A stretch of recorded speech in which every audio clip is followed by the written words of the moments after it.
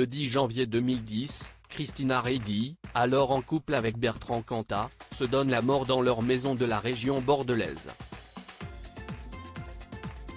La mère d'Alice et Milo, les enfants du chanteur, s'est pendus pendant que Bertrand Cantat dormait. Une issue fatale que les proches de Christina incombent à l'ancien leader de Noir Désir.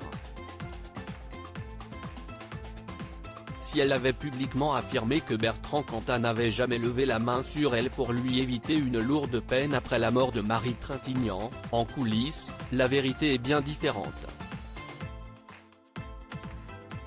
Elle avait notamment averti Samuel Benchetrit de sa violence, affirmant qu'il l'avait déjà envoyé à l'hôpital. 6 mois avant son passage à l'acte, un message audio laissé sur le répondeur de ses parents trahissait la peur et la détresse de Christina.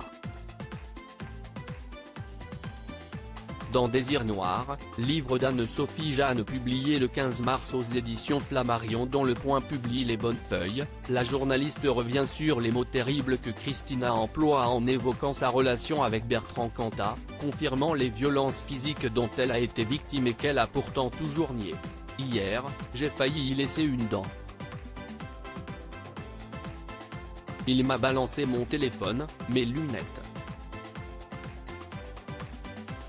Il m'a jeté quelque chose de telle façon que mon coude est totalement tuméfié et, malheureusement, un cartilage s'est même cassé.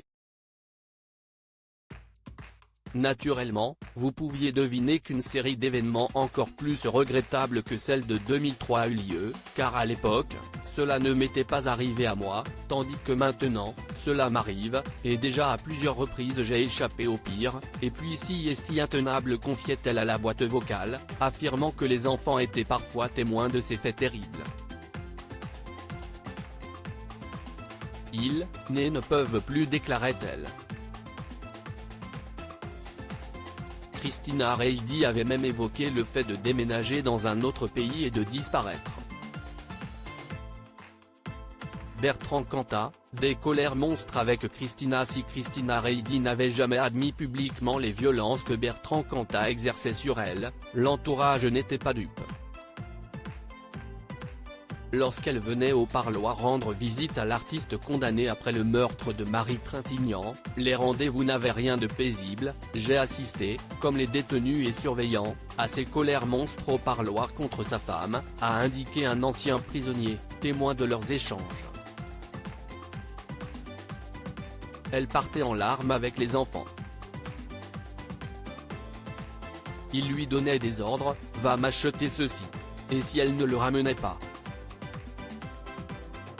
Et il n'y avait qu'avec elle que Bertrand Cantat se comportait de la sorte, avec son frère ou les membres du groupe qui sont venus le voir au parloir, il était calme, mais avec sa femme, il était dirigiste, si ça n'allait pas comme il voulait, il n'était pas content. Un témoignage qui confirme l'enfer vécu par Christina.